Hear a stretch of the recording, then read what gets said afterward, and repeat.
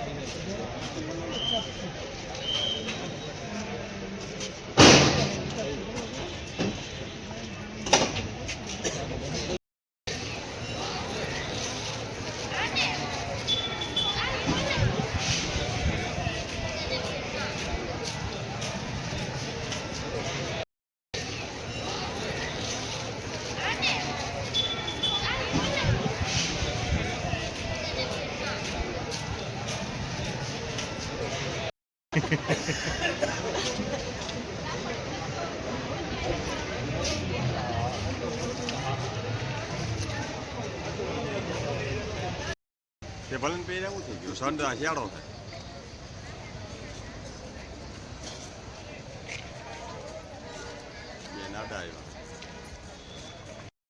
જી sir, Bhavnath વિસ્તારની અંદર જે ગંદકી ફેલાવનાર સામે દંડાત્મક કાર્યવાહીની માંગ છે, શું કહેશો? ભવનાથ વિસ્તારમાં આગામી સમયમાં મહાશિવરાત્રીનો મહામેળો યોજાવા જઈ રહ્યો છે, ત્યારે માનનીય કલેક્ટર સાહેબની એક સૂચના છે કે ભવનાથ વિસ્તારમાં ઉચ્ચ કક્ષાની સાફ સફાઈ હોવી જોઈએ. તો આ બાબતે ગઈકાલે રજૂઆતો મળેલી હતી કે ત્યાં કચરાના કેટલાક પોઈન્ટ જોવા મળેલા હતા. તાત્કાલિક ધોરણે એજન્સી છે એને સૂચના આપી અને આ તમામ કચરો છે એ સાફ કરવામાં આવ્યો હતો. અને આ જે એજન્સી છે, સફાઈ એજન્સી, એને પણ કડક સૂચના આપવામાં આવેલી છે. આગામી સમયમાં કોઈ પણ પ્રકારની બેદરકારી હશે તો પેનલ્ટી અને દંડ આપવામાં આવશે.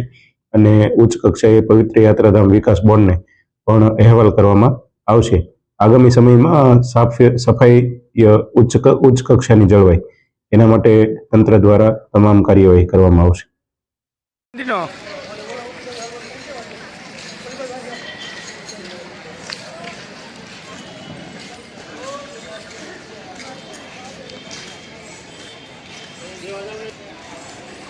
જૂનાગઢ ગિરનાર તળેટીમાં યોજાતા ભવનાથ મહાશિવરાત્રિના મેળા અને રાજ્ય સરકારના પ્રયાસોથી વધુ ભવ્ય અને દિવ્ય બનવા જઈ રહ્યો છે, ત્યારે તેની પૂર્વ તૈયારીના ભાગરૂપે જિલ્લા કલેક્ટર શ્રી અનિલ રાણા અવસિયા સાહેબે આજે ભવનાથ ક્ષેત્રની મુલાકાત લઈને સ્થળનું નિરીક્ષણ કર્યું હતું.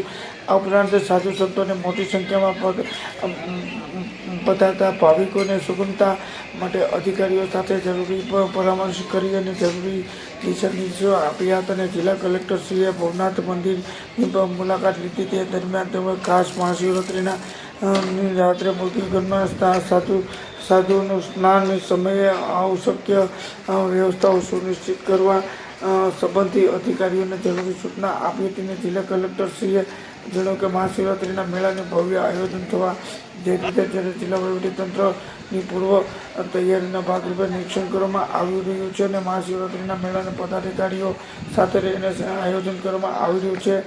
તેમણે જણાવ્યું કે મૂર્તિકુંડમાં સાધુ સંતોના સ્થાન માટેની તૈયારીઓ, ભવનાથ મંદિરના વિશેષ શણગાર અને સુશોભન અને બેઠક વ્યવસ્થા સમીક્ષા કરવામાં આવી. તે ઉપરાંત મહાશિવરાત્રિના મેળામાં સંખ્યામાં મોટી અને વિશાળ સંખ્યામાં ભાવિકો ઉમટી પડતા હોય છે, ત્યારે તેને ધ્યાને રાખીને પોલીસ તંત્ર સાથે રાખી અને પરામર્શ કરીને સુરક્ષા વ્યવસ્થાની તૈયારીઓ પણ કરી લેવામાં આવી. તે અંગે વધુમાં કલેક્ટરશ્રીએ જણાવ્યું હતું કે થોડીક વારમાં વિખાઈ જાય પાછું ભાઈ વોક થ્રુ મારે ને એટલે ભાઈ દેખાતું બરાબર.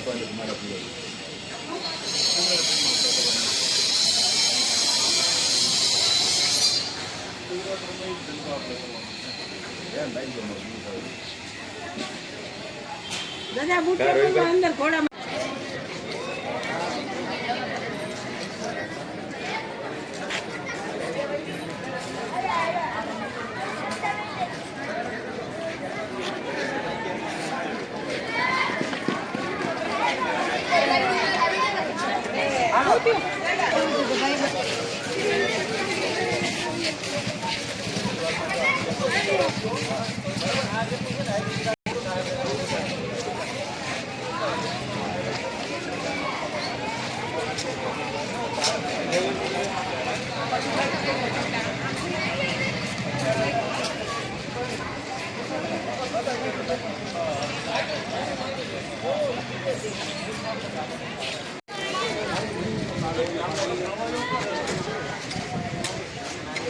નિલેશ આયે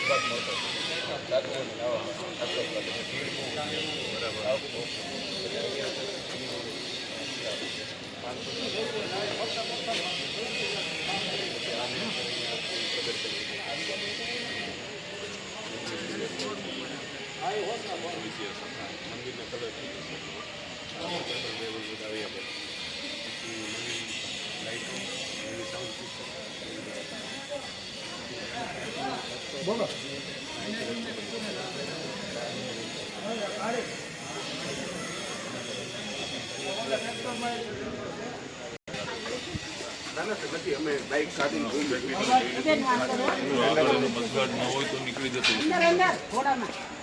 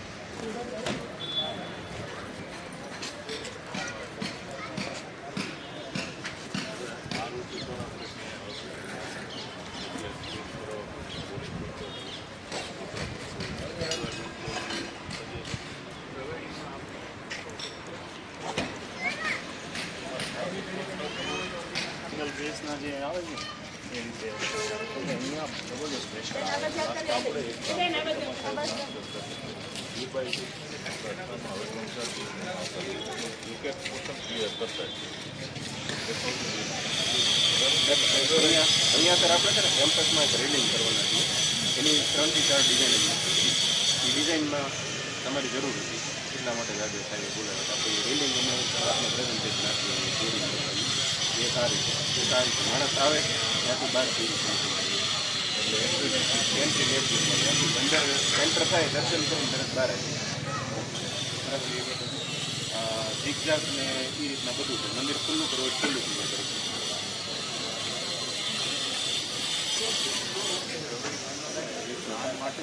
આવડવા છે ને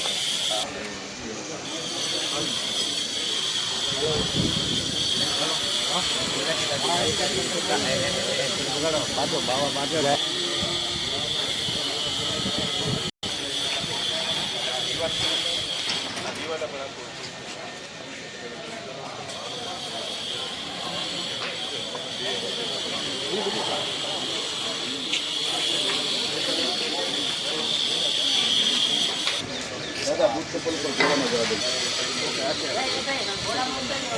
ભાઈ ઘોડામાં જવા દો.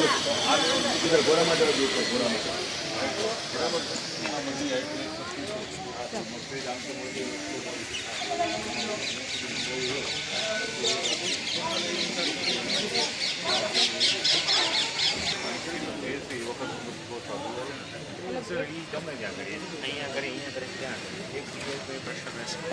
સાહેબ અહીંયા એટલે મારે તો અહીંયા બી સ્ક્રુટનાઇઝ કરવું પડશે. આના ઉપર ચડાવવા બીજા કોઈ ના આવે 500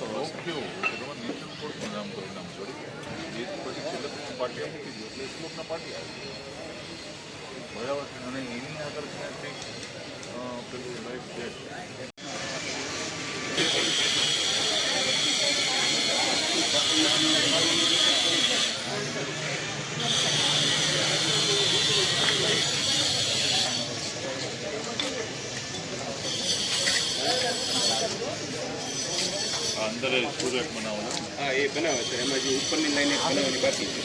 પછી સર અહીંયા જે બહાર પાઇપ કપાઈ ગયો આવડા એટલે એ દિવાલ છે સુરત આવી જશે.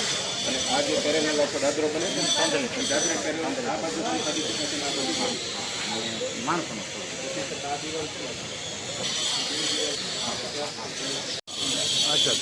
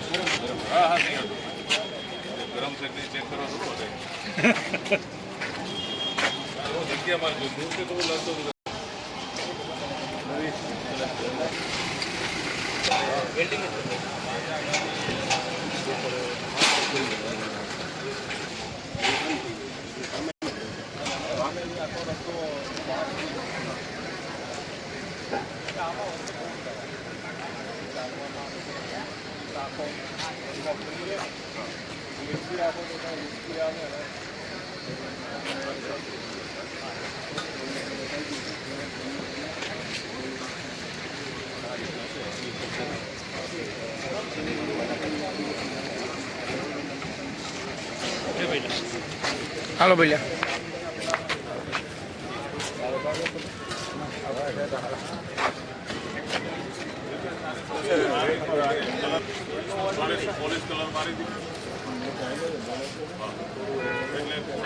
સાયકોલોજીકલ પેલી રહીએ છે મીડિયમ કલર મારી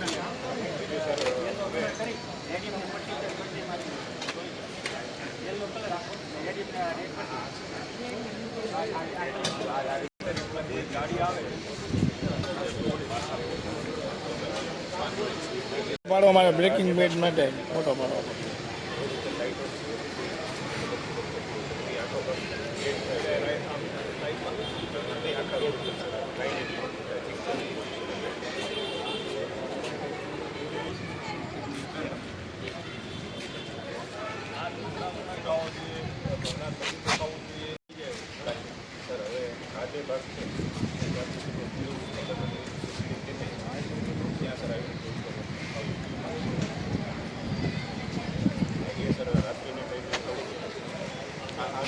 પડમાન છે ને એની ઉપર બિલ્ડિંગ છે એની ઉપર રાત્રે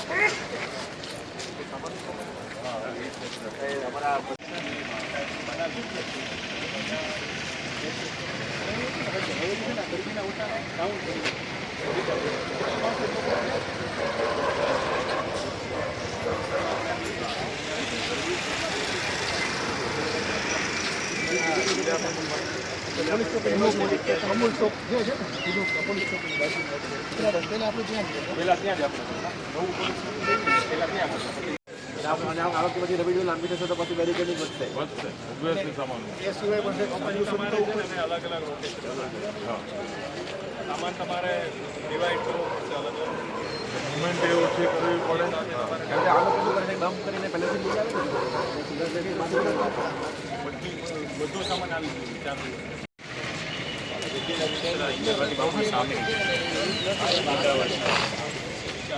સિંદર સાહેબ બાપુ વાળી જગ્યા આગી પડશે એ આગી પડશે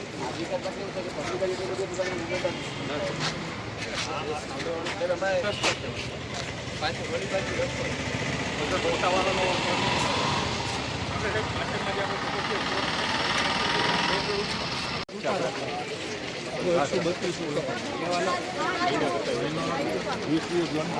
નંબર આપેલા છે ને બધા ઉતારા જે આવેલા કે આ બધા અહીંયાથી બંધ મળી ચાલુ થાય રિંગ રોડ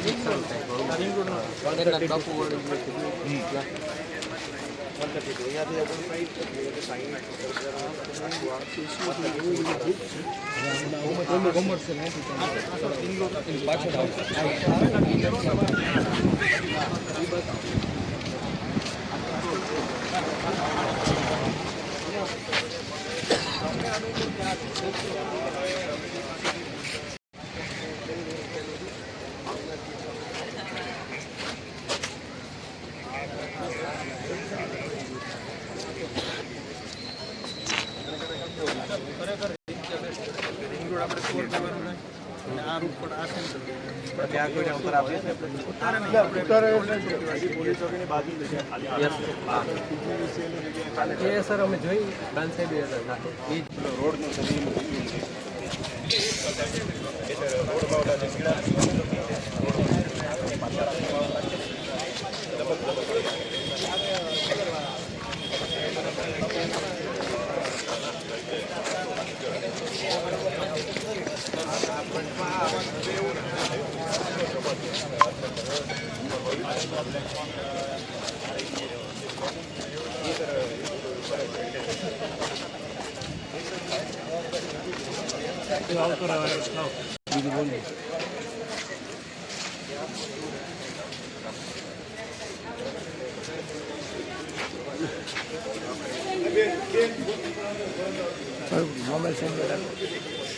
રોડ નહીં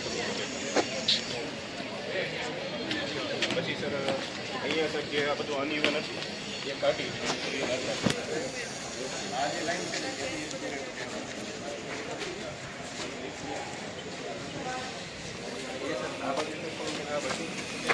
આ બાજુ બી કોઈ જતું પછી સર આ જે દિવાલ છે એની ઉપર હજુ એક માળું છે આ જે લેવલ આપણે આપ્યું છે ને 5 લેવલ પછી અહીંયા સર આ જે પાઇપ છે કપાઈ અને એની ઉપર પણ એટલે આમાં સર એક વધી જશે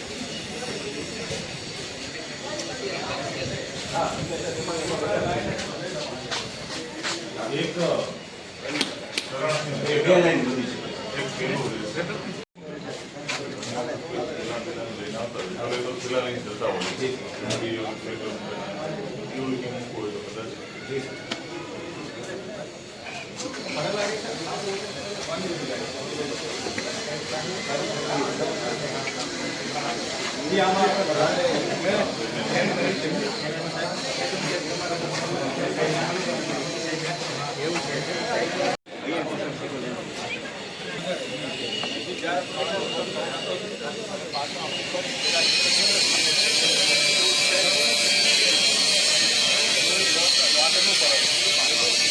સર આપણે નીકળી ગયું આજે અહીંયા તમે જો કેટલા બધા લોકો જે એક સાથે ઘસારો થતો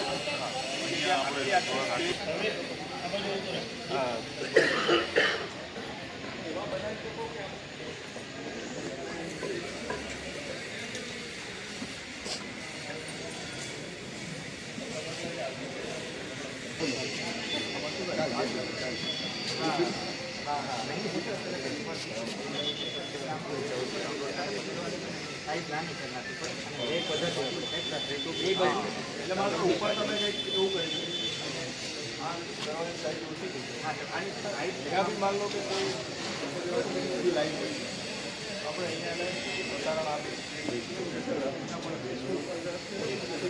સર આ વખતે આ જગ્યામાં બહાર બધી જગ્યાએ આપણે એડિટ કેવું ડાયરેક્ટ રિલે કરી છે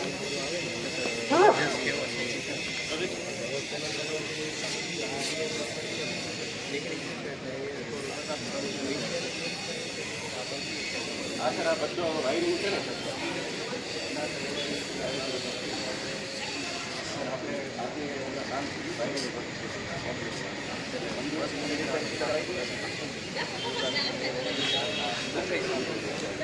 પછી સર લાઇટિંગ એવું થશે એનું રિપ્રેઝન્ટેશન છે પછી મંદિર કેવું દેખાશે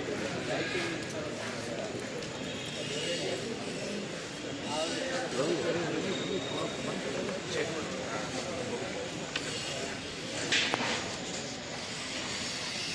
સર આપણે ડેકોરેટિવ લાઇટિંગ લગાવીએ એના પછી કલરથી બી શકાય છે.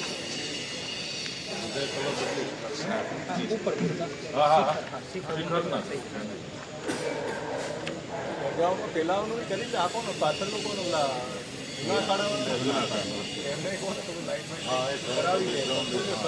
પછી પાછળનો વ્યૂ નહીં આવો આવો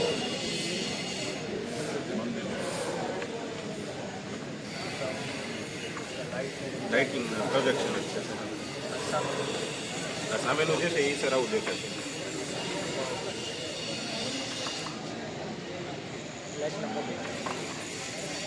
આ ભાગ છે એ સર આવું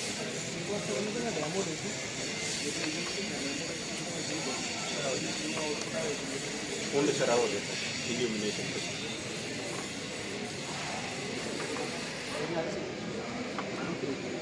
ઓફિસ હતી ને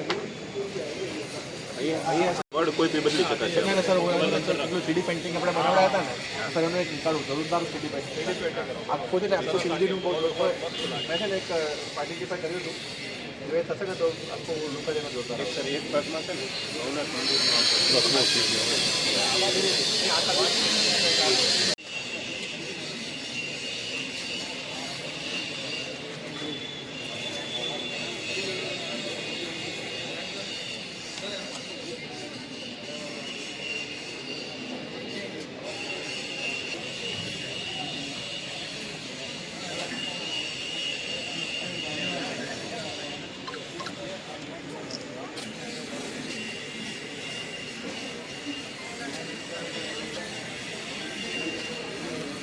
જોઈ લે ભાઈ કાંઈથી રિઝલ્ટ કેવો આવે જો 200 મેગાપિક્સલ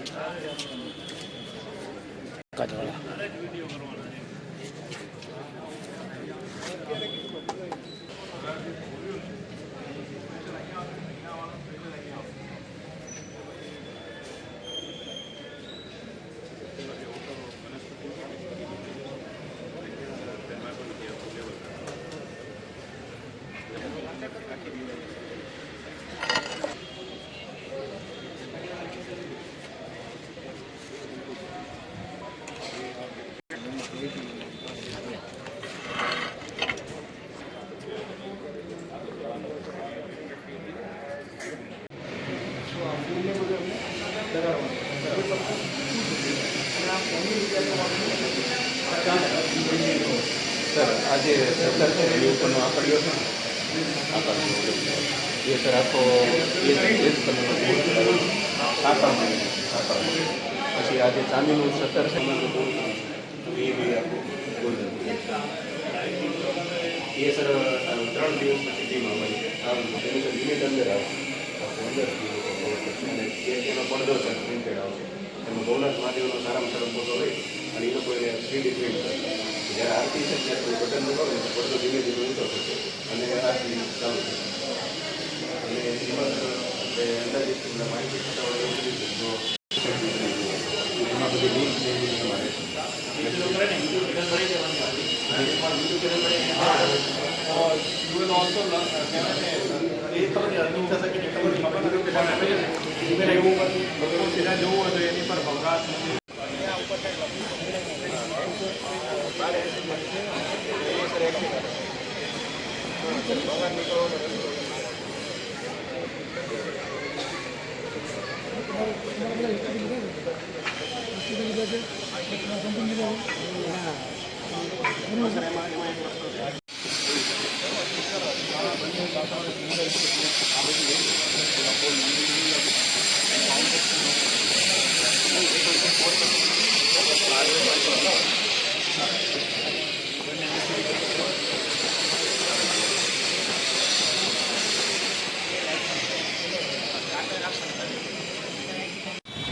લાવાલ મારો મોબાઈલ લો.